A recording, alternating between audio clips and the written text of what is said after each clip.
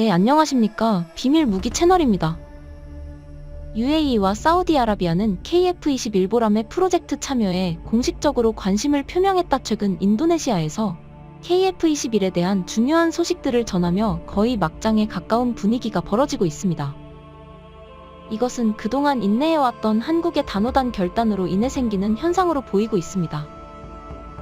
먼저 조나자카르타는 KF-21 보라매를 인도네시아 외에 UAE와 사우디뿐만 아니라 한국은 말레이시아에게도 제안했다고 했습니다. 사실상 이 제안은 인니가 체나백을 갚지 못했기 때문에 심리전쟁이라고 표현했습니다. 그러면서 여전히 높은 부채는 한국의 방사청을 들끓게 하고 있다고 했습니다.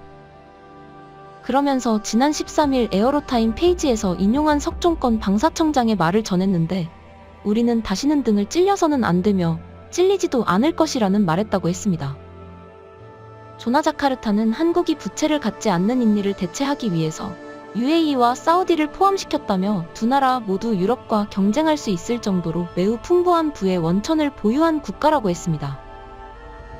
KF-21을 선택하는 것이 중국이나 러시아산 유사 제품을 구입하는 것보다 안전한 선택이라는 것입니다. 그런데 이 시점에서 한국항공우주산업 KAI가 인니를 놀래킬 만한 계획을 발표했습니다. 그동안 분담금을 내지 않아도 오랜 시간 인내해왔던 KAI가 KF-21 보라매를 3가지 버전으로 개발한다고 했습니다. 여기에는 인니가 경악할 만한 내용이 들어있었습니다. 3가지 버전 중에 3번째 버전인 KF-21SA는 수출형 버전인데, 현재 수출을 협상하고 있는 어느 국가의 요구사항을 충족하는 수출형 KF-21입니다. 당초 KF-21 수출형은 인도네시아 공군용 FX가 계획되며 보조 연료 탱크를 제외하고는 한국 공군 사양과 거의 같은 것을 사용할 예정이었습니다. 하지만 지금 수출용인 KA-21SA 버전이 수출국 요구사항에 맞춘 무장과 내부 장비가 교체될 전망이라고 발표했습니다. 수출 국가와 협상이 초기 단계이고 요구 조건도 유동적이라 확정되지는 않았지만, 인도네시아 버전이 아닌 이제는 새로운 국가의 수출형으로 개발될 것임을 천명했습니다. 전문가들은 이번 발표는 공동개발국이자 최초 수출국인 인도네시아를 배제하고 새로운 참여국 UAE와 사우디를 두고 개발하려는 것으로 해석하고 있습니다. 이러한 분위기 속에 인도네시아는 6월 18일 충격적인 내용의 기사를 보도했습니다. 인니 매체 조나자카르타는 한국이 KF-21 보람의 데이터 도난에 더 이상 걱정하지 않는다면 인도네시아는 큰 이익을 얻을 수 있다라는 제목의 기사였습니다. 이 매체는 인도네시아와 한국이 공동으로 추진한 KF-21 보람의 전투기는 인상적일 뿐만 아니라 개발 과정에서도 드라마로 가득 차 있다고 설명했습니다. 그러면서 한국에 해를 끼치는 데이터 도난 문제로 2명의 인도네시아 엔지니어가 사건의 소용돌이에 휘말렸다고 했습니다. 반면 논란을 불러일으켰던 데이터 도용 의혹에 대해 한국이 더 이상 의문을 제기하지 않는다면 인도네시아가 얻을 수 있는 큰 이익이 있다고 했습니다. KF-21 보람의 데이터 유출은 조사 결과 상관없이 인도네시아의 이익이 되는 일이라며, 전투기에서 나오는 중요한 데이터는 다른 국가나 제조사가 이를 설계하는 기초로 삼을 수 있다고 했습니다. 정말 어이가 없고 분통이 터지는 주장이었는데, 지금 이 시점에서 이러한 보도를 버젓이 내놓는 것을 보면 앞으로 인도네시아는 KF-21 사업에 대한 가능성이 없어진 것처럼 느끼는 듯했습니다. 한국이 결국 칼을 꺼내자 멘탈이 나간 듯한 모습을 보이고 있는데, 인도네시아는 유출된 기술이 있다면 자신들이 수송기를 만들어 왔기에 앞으로 전투기 개발에 유용할 것이라고까지 말했습니다. 하지만 전문가들은 인도네시아의 기술력으로 한국의 기술 이전과 시제기 등의 전달 없이 전투기를 만들 수 없다고 했습니다. 당장 인도네시아가 어느 정도로 데이터 유출해 갔는지 모르겠지만, 이것이 밝혀지면 공동개발 중단으로 인도네시아를 내칠 수 있다고 했습니다. USB에 암호가 걸린 파일을 해독 중인데, 만약에 인도네시아가 문제가 없었다면 암호를 가르쳐주고 먼저 결백을 입증했기에 이것은 시간 문제로 보고 있습니다. 이에 이미 한국은 UAE와 사우디를 대체 국가로 정하고 협상을 하고 있는 만큼 인도네시아에서는 자신들이 사업에서 배제되는 것을 기정사실화하는 것처럼 보이고 있습니다. 인도네시아가 배제되고 한국은 KF-21 개발과 수출에 있어서 엄청 큰 호재를 만났습니다. 최근 우크라이나 전쟁 상황 속에서 UAE와 사우디가 한국산 전투기 KF-21에 더욱 매달릴 수밖에 없는 이유가 나왔습니다. 우크라이나는 최근 그토록 원하던 F-16을 받아 운용하기 시작했는데 지난 6월 9일 최초로 러시아 본토를 공격했습니다. 그런데 개전초를 비롯해 지난해까지도 군사 전문가들은 이상하게 생각한 게 있습니다. 러시아가 자랑하는 5세대 전투기 스-57이 지금까지도 모습을 드러내지 않고 있다는 것입니다.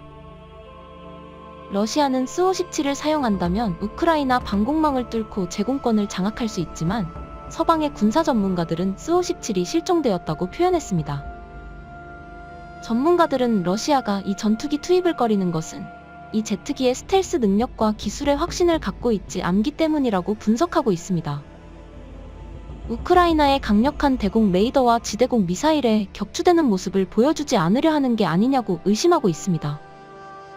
만약 5세대 스텔스기라고 자랑한 스-57을 내보냈다가 하나를 잃어버리면 다른 국가들에게 평판이 손상되는 것을 피하고 싶기 때문이라는 것입니다. 미국 비즈니스 인사이더는 전직 미 해군 정보 장교인 마이크 탐의 말을 빌어 지정학적인 평판도 있지만 고려해야 할 러시아 방위 산업의 평판도 있고 이 항공기의 잠재 구매자에게 어떻게 보일지 생각한다라고 보도했습니다. 이미 스-57은 전문가들에게 의심을 받아온 바 있습니다. 쌍발 엔진을 장착한 스-57은 러시아가 처음으로 시도한 5세대 전투기입니다. 그런데 5세대 전투기 자격을 얻으려면 애프터버너를 사용하지 않고 초음속으로 순항하는 슈퍼 크루즈 능력과 같은 특정 기능을 갖추고 무엇보다 탐지를 피하는 스텔스 기능을 보유해야 합니다. 전문가들은 특정 필수 기능이 명백히 부족하다며 스-57이 진정한 5세대인지에 의문을 제기해왔습니다. 또한 미칠 항공우주연구소의 선임 연구원 댐은 스-57이 높은 스텔스를 제공하는 저관측 기술을 추구하는 데 뒤처져 있다고 분석했습니다. 그는 러시아는 이 항공기 생산 측면에서 진전을 하지 못했다며 극소수를 만들었다. 그들은 여전히 이 항공기의 버그를 해결하고 있으며 상당한 수정을 받고 있다라고 말했습니다. 그동안 UAE와 사우디 모두 F-35 스텔스기를 사지 못하자 러시아산 스텔스기 스-57을 사려는 움직임이 있어 왔습니다.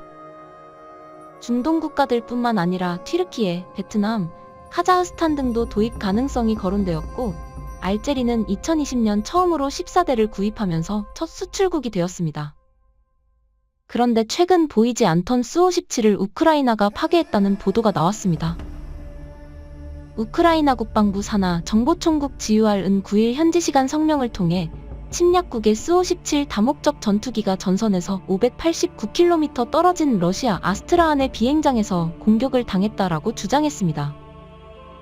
우크라이나는 스-57 피격 근거로 2장의 위성사진을 올렸는데 지난 7일 찍혔다는 이미지에는 스-57이 온전한 상태로 비행장에 대기 중이지만 이튿날 사진에는 같은 지점에 검게 그을린 흔적을 볼 수 있었습니다.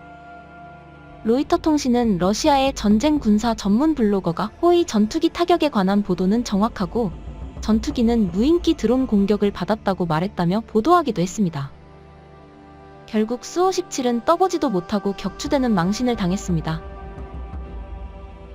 우크라이나 전쟁에서 러시아산 무기들의 실체가 드러나고 있는데 특히 러시아산 스텔스기는 가짜였다는 것이 밝혀지면서 러시아 방위산업의 명예가 땅으로 떨어졌습니다. 그동안 F-35를 구입하지 못하는 나라는 러시아산 전투기 도입을 검토했는데 이제는 UAE, 사우디를 시작으로 많은 국가들이 한국산 KF-21에 관심을 보이고 있습니다. 시청해주셔서 감사합니다. 영상이 도움이 되셨다면 구독과 좋아요 부탁드리며 다음에 더 유익한 영상으로 찾아뵙도록 하겠습니다.